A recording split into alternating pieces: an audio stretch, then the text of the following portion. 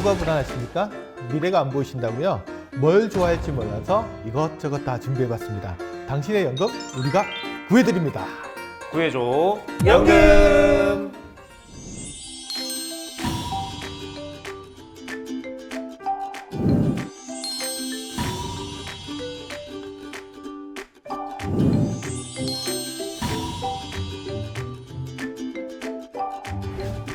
우리 동영상 조회수 얼마나 나와요? 조회수 좀 높이려면 좀 더 자극적으로 해야 되는 것 같은데. 사실 하고 싶은 말 되게 많은데요. 우리는 그 안에서도 쏙쏙 필요한 검증된 정보를 얘기할 필요성을 조금 느끼고 있죠. 그러니까 좀 재미가 덜할지라도. 재미는 없어요? 재미는 없어요? 재밌지 않나요? 제 목표는 재미도 있고 정보도 그렇죠. 하시라고 이렇게 네, 나가야 될 것 맞습니다. 같아요. 오늘 좀 네. 열심히 한번 해봅시다. 오늘 주제 봤더니 어렵습니다. TDF 그것을 알려주마. 되게 어려운 주제 같은데 일단 사연부터 한번 좀 볼까요? 어떻게 네. 되나요? 저는 재테크에 관심이 많은 30대 초반의 직장인입니다. 남들보다 빠르게 은퇴하겠다는 목표로 제 자산도 나름 잘 파악하고 투자도 잘하고 있다고 생각했습니다. 그런데 지난해 주변 친구들은 모두 퇴직연금에서 엄청난 수익이 났다고 자랑하는데 내심 놀랐습니다. 사실 저는 아직 받지도 않은 퇴직금을 투자할 수 있다는 걸 몰라서 예금에만 넣어두고 있었거든요. 그렇다고 계속 2%도 안 되는 예금에 맡겨두는 건 아닌 것 같아요. 연금도 무엇이든 투자가 가능한가요? 연금은 장기 투자를 해야 할 텐데 어떻게 하면 투자를 잘 할 수 있을까요? 저희 세대의 정년을 채우는 게 저는 목표였거든요. 근데 그렇지 않은가 봐요, 요즘은. 요즘 밀레니얼 세대들은 그 파이어족이라고 하는 게 있대요. 파이어. 불족이죠, 불족. Financial Independence Retire Early라고 해가지고. 발음 좋습니다. 네, 그렇죠. 제가 나름 영어 관련된 학과를 나와가지고 이게 뭐냐면 그 40대 초반에 은퇴를 해가지고 자본 소득으로만 좀 먹고 살아가는 그런 거를 꿈꾸는 그런 밀레니얼 세대들을 의미를 합니다. 어쨌든 우리 사연자의 고민처럼 약간 좀 막연할 수 있을 것 같아요. 우리 파이어족 얘기도 잠깐 했습니다만 아무래도 대부분의 일반적인 투자자들은 좀 공격적으로 운용을 하고 싶어 할 것 같거든요. 그래서 그런 부분들에 대해서 좀 약간 고민이 좀 필요할 것 같아요. 맞아요. 저도 뭐 공격적으로 주식을 투자를 하는 투자자이기도 해서 시장이 오르는데 주식을 마다할 이유는 없죠. 다만 무조건 공격적인 투자가 무조건 장기적으로 봤을 때 높은 성과를 가져온다? 요건 좀 고민해 볼 필요가 있어요. 변동성이라는 걸 체크해 볼 필요가 있거든요. 변동성 또 어려운 말 나왔는데 이게 뭔가 움직인다는 소리잖아요. 맞아요. 구체적으로 조금 더 설명을 한번 해주시죠. 매년 연평균 5% 수익률을 달성을 했을 때 과연 1,000만 원을 투자해서 15년 뒤, 30년 뒤에 얼만큼 돈을 쌓아놨을지를 한번 그래프로 그려봤는데요. A 투자자는 매년 그래도 5%씩 꾸준히 투자를 했던 투자자고요. D 투자자는 이게 변동성이 어마어마하게 큰데 다만 연평균으로 따지면 두 투자자 모두 연평균 5%를 달성한 투자자예요. 그런데 30년을 지나고 봤을 때 A 투자자는 1,000만 원으로 4,300만 원을 만들었고요. D 투자자는 730만 원 정도밖에는 안 됩니다. 그 말은 거꾸로 이야기하면 꾸준하게 5% 정도 수익을 내는 게 들쑥날쑥하는 것보다 장기적으로는 수익이 낫다라고 그래서 생각을 하시는 거죠, 맞죠? 예. 변동성 관리가 중요하다. 무조건 높은 수익이 끝에도 좋은 성과를 가져오는 건 아니다라고 말씀을 드리고 싶어요. 구독, 좋아요. 굉장히 중요할 수 있는데 어쨌든 변동성을 줄이는 방법은 장기 투자하는 방법 그리고 계란을 한 바구니에 담지 말아라. 분산 투자를 하는 방법이 이제 목표인데 사실 연금의 특성상 주식에 직접 투자를 하는 방법은 많지 않잖아요, 그죠? 거의 없잖아요. 그래서 그렇게 보면은 사실 분산 투자를 좀 잘 하려고 하면 어떤 그 퇴직연금 관련된 펀드라던가 개인연금 관련된 뭔가 펀드에 투자를 해야 되는데 이게 종류가 너무 많단 말이죠. 제가 알기로는 뭐 한 시중에 한 1,000개 정도 되거든요. 그럼 이런 것들을 어떻게 좀 잘 고를 수가 있을지. 요즘 자동차도 타면은 AI가 탑재되어 있어서 웬만하면 이제 크루즈 기능도 있고 그래서 그렇죠. 알아서 네. 웬만한 건 해주잖아요. 네. 그래서 저도 이제 퇴직연금이나 연금 운영하면서 좀 알아서 좀 해주는 거 이런 게 좀 있었으면 되고 뭐 분산 투자도 되고 장기 투자할 때 뭐 걱정도 좀 덜 신경 써도 그렇죠. 되고 이런 상품 같은 게 있었으면 좋겠다고 생각이 드는데 경진님 이런 거 있어요? 어때요? 제가 연금계의 똑순이로서 오늘 딱 준비해 오지 않았겠어요? 바로 TDF라는 상품을 오늘은 좀 자세히 얘기를 나눠보고 드디어 싶은데 이제 TDF 얘기가 나오네요. 앞서 뭐 연금 상품 고르기도 힘들고 장기 투자하는데 내가 계속 신경 쓰기도 힘들고 이런 니즈가 지금 두 분만 고민을 하시는 게 아니라 지난 몇십 년 동안 우리 연금을 투자하는 모든 투자자들이 고민을 했던 내용입니다.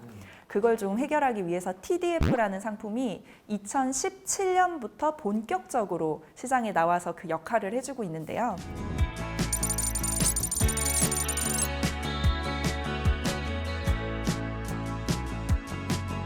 단순히 여러 개의 펀드를 골라서 분산 투자하는 것뿐만 아니라 생애 주기에 따라서 위험 자산도 조절을 해줘요.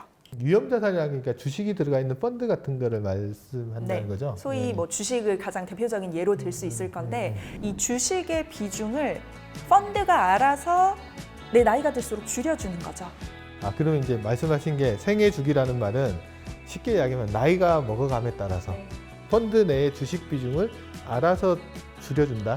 그럼 젊은 나이 때는 좀 높게 주식의 비중을 가져가다가 나이가 들어가면서 조금 더 낮춰가지고 가져가는 거를 펀드가 알아서 해준다라는 그 말씀. 맞습니다. 네. 그런 일종의 뭐 자율주행 기능하고 비슷한 거네요. 네, 마찬가지죠. 그런데 TDF 하는데 TDF도 종류가 너무 많지 않아요? 그러니까요. 그러니까 제가 알기로는 시중에 굉장히 많은 TDF들이 되게 많다고 되게 막 아우성입니다. 그런 아우성 안 들으십니까? 지금 시중에 나와 있는 TDF 종류가 몇 개 정도 돼요? 우리나라 운용사가 10여 개 운용사가 지금 TDF라는 상품을 출시를 했거든요. 아, 운용사마다 거의 하나씩은 다 있는 거네요, 네. 보면. 네. 그런데 뭐 빈티지만 해도 대여섯 개씩 되니까요. 또 빈티지는 또 빈티지요? 예. 그러니까 이런 되게 빈티지 나 가구. 빈티지 아는 네. 빈티지라고는 와인에 네. 나오는 빈티지밖에 그렇죠. 모르는데. 네. 사실 이 빈티지라고 하는 게 아시겠지만 그 와인의 숙성 연도를 우리가 빈티지라고 많이 표현을 하지 않습니까? TDF 뒤에는 숫자가 붙어 있는데요. 와인의 숙성 연도처럼 그게 바로 여러분들의 은퇴 시점이라고 생각하시면 됩니다. 일반적으로 가장 젊은 TDF가 2050입니다. TDF 2050. 이게 무슨 의미냐면 2050년도에 은퇴를 앞두고 계신 분들한테 타겟팅 되어 있는 TDF입니다. 이 펀드를 가입을 한다고 하면 이게 자율주행을 하면서 위험자산 비중을 2050년도까지 자동적으로 줄여줍니다. TDF 2025는 은퇴 시점이 얼마 남지 않으신 분들, 상대적으로 은퇴가 임박하신 분들을 타겟팅해서 만든 TDF가 2025 TDF입니다.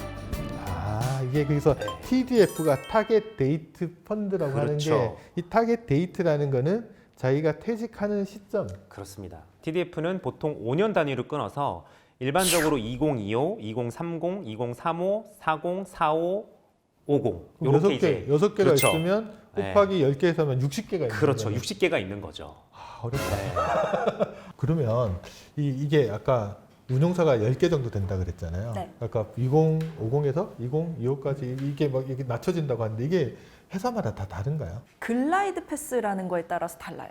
이 글라이드 패스는 비행기가 착륙하는 경로를 의미하는 단어예요. TDF에서 위험 자산의 비중을 줄여 나가는 모양이 비행기가 착륙하듯이 한 번에 뚝 떨어지는 게 아니라 완만하게 비중을 줄여 나간다는 의미에서 글라이드 패스라는 단어를 쓰고 있고, 이 글라이드 패스, 그러니까 위험 자산이 줄어드는 비중의 모양이 운용사마다 다 다른 거죠. TDF 가입할 때 처음에 내가 가입하려고 하는 빈티지의 주식 비중이 지금 현재 얼마인지 한번 보고 그다음에 마지막에는 어느 정도까지 떨어지는지는 한번 확인을 해보고 맞습니다. 가입을 해야 되겠네요. 네네. 구독! 좋아요! 그거 말고 또 TDF 고를 때 우리가 또 주의해야 되거나 좀 관심 갖게 봐야 될 거 그런 건 뭐가 있을까요? 내가 2025가 우선 투자하는데 적합할지 2045를 투자하는데 적합할지를 먼저 선택을 해야겠죠. 숫자를 고르는 방법을 그래서 말씀을 드리려고요. 내가 태어난 연도에 60을 더해보세요. 예를 들어서 85년도에 태어난 우리 직장인 분이라고 한다면 85 더하기 60 하면 2045. 네. 이런 분들은 2045, 그러니까 2045년에 은퇴를 예상을 하고 지금 2045 정도를 가입하면 조금 더 적합한 숫자 고르기가 된다는 의미예요. 투자하는 입장에서 이런 생각도 할 수 있을 것 같아요. 내가 뭐 비록 뭐 30년, 40년에 은퇴하지만 나의 투자 성향이 조금 공격적일 수도 있잖아요. 그런 경우에는 2030 말고 막 2045나 2050을 운영하고 싶은데 그렇게 하는 것도 문제는 없는 거죠. 맞습니다. 그렇게 운용을 하셔도 전혀 문제가 없고요. 사실 그런 거를 별로 그렇게 추천드리고 싶지는 않아요. 개인적으로는. 왜 그렇죠? 예. 왜냐하면 한번 손실이 나면 은퇴에 임박하신 분들은 회복하기가 너무 시간이 짧아요. 회복할 수 있는 시간이. 그러니까 그런 면에서 추천은 드리지 않습니다만 시장 상황에 대해서 본인이 굉장히 긍정적으로 보고 있다 그러면 그렇게 공격적으로 투자하는 TDF에 투자하는 것도 하나의 방법이 될 수 있겠다는 생각은 합니다. TDF 고를 때 여러 가지 또 많은데 정리가 좀 잘 안 되는 것 같으니까 경진님이 TDF 고를 때 한 딱 5가지 정도 정해가지고 이거는 꼭 살펴라. 우선 이 TDF는 내가 장기적으로 가져가는 상품이라서 첫 번째, 이 TDF 규모가 어떻게 되는지 보세요. 규모를 봐라. 네, 첫 오케이. 번째는 규모를 보고 두 번째는 주식 비중이 똑같은 숫자를 가진 TDF여도 다 다릅니다.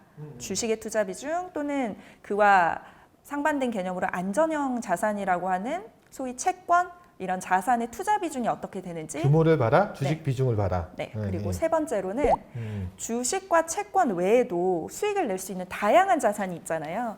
부동산과 같은 다른 대체 자산이 투자되는지 살펴볼 것.